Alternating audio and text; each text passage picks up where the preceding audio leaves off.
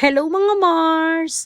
Sa araw na ito ng Miyerkules ay balik trabaho na si Mars at si Mister. Pagkabukas nga ng tindahan namin sa araw na ito kaninang umaga ay mayroong buweno mano na nagrereklamo bakit daw kami sarado kahapon. Tinatanong niya kung nag-outing daw kami, baka raw kami ay nag-swimming. Dahil nung nagpunta siya para bumili ng almusal ay sarado yung aming tindahan. At ang sabi ko sa kanya ay nandito lang kami sa bahay nagpahinga. Sabi niya, akala ko ba naman ay nag-swimming kayo? At meron ulit na sumunod na bumili at ang sabi naman niya, sarado kayo kahapon. Siguro na masyal kayo ano? Lahat nga halos ng mga bumili sa amin ay tinatanong nila, sarado kayo kahapon, bakit wala kayong tinda? At ang sabi ko nga sa mga customer ay, napagod na sa dire-diretsong pagtitinda. At kailangan na talaga ng isang araw na pahinga. At kahapon naman nang sarado yung aming tindahan, pagkalabas ni Mister sa pilahan ng tricycle ay nagrereklamo yung mga driver dahil wala raw silang makainan. Sa umaga, sa mga paninda kong almusal, madalas yung aking mga customer dito ay mga tricycle driver. Yung pinaka best seller ko talaga sa umaga ay yung kanin na may kasamang ulam na pansit canton. Madalas halos na mga customer ko dito ay nagtitipid sila. Yung abot kaya lang talaga yung kanilang almusal, lalo na kapag wala pa silang buena mano na pasahero. Sa halagang 20 pesos nga lang na almusal ay solved na sila dito at busog na. At ang sabi pa nila ay tanghalian na ulit yung kasunod na kain nila. At bakit sa halagang 20 pesos ay okay na at busog na sila? Kasi mga Mars, 5 pisong kanin ay nakakabili sa amin tapos 15 pesos naman sa pansit canton. Kung may budget ka pa ay pwede kang magdagdag ng itlog na halagang 12 pesos,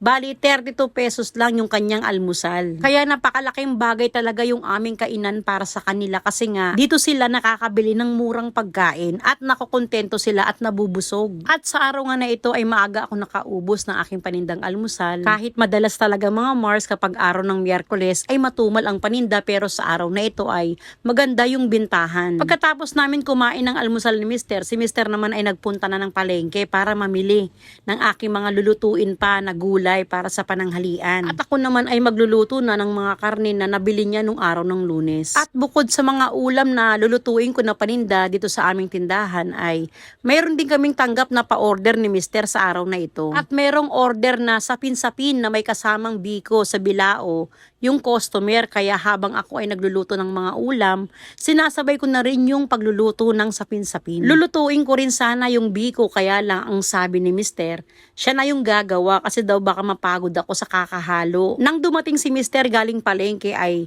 nakapagluto na ako ng 2 putahe sa karning manok at 2 putahe sa karning baboy.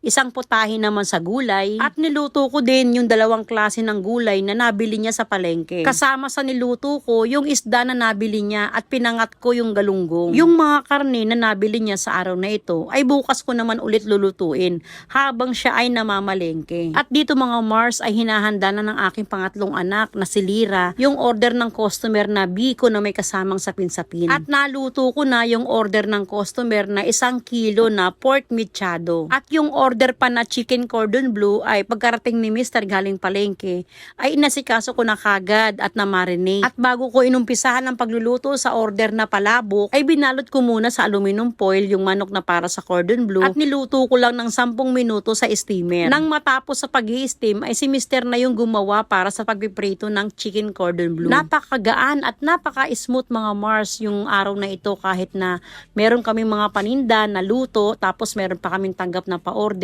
ay maayos namin nagawa lahat at maaga pa lang sa oras na kailangan ni customer ay natapos namin ito. Tinanggihan ko nga kay customer na gawin yung order niya kaya lang nakiusap siya na sana maisingit ko. Ang dahilan ko naman kung bakit hindi ko magawa yung kanyang order dahil birthday nga ng aking anak na pangalawa. Pero dahil sa nakiusap nga yung tao kaya pinagbigyan ko na lang din. At ang plano nga namin ni Mister sa birthday ng aking anak ay bibili na lang kami ng lechon para hindi na ako magluluto pa. Medyo mahal yung selebrasyon namin ng kaarawan ng aking anak ngayon kasi nga debut. 21 years old na itong aking pangalawang anak na lalaki. Nag-iisa lang siyang lalaki kong anak mga Mars. Sa 4 kong anak, 3 babae tapos 1 lalaki. Ito yung estudyante kong college na pinag-iipunan namin ni Mister yung pang tuition niya. 1 taon na lang ang hihintayin at graduate na siya. At hanggang dito na lang yung ating kwentuhan mga Mars. Maraming salamat sa panonood at pa-share na rin, follow for more. God bless!